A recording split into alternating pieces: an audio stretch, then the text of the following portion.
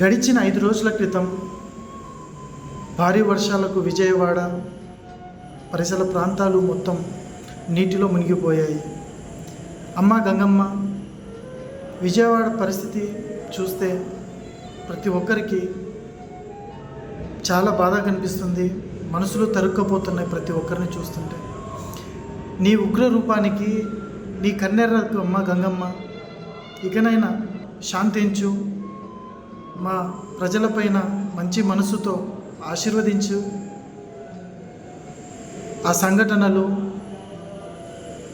ఆ ఉగ్ర రూపంలో నుంచి వచ్చే వాటర్ని చూస్తే మా ప్రతి ఒక్కరికి గుండె తరుక్కపోతుంది. చాలా బాధపడుతున్నాము. అమ్మ గంగమ్మ, యావత్ ప్రపంచ భారత ప్రజలందరూ నిన్ను వేడుకుంటున్నారు. శాంతించు, ప్రతి ఒక్కరిని చల్లగా చూడు. అందరం నీ పిల్లలమే. Thank you Gangamma.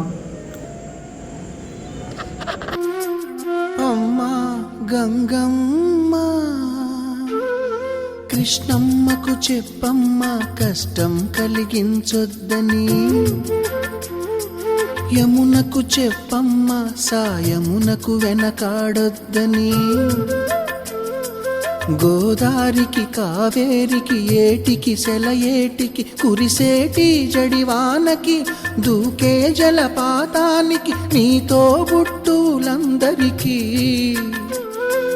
చెప్పమ్మా మా గంగమ్మ.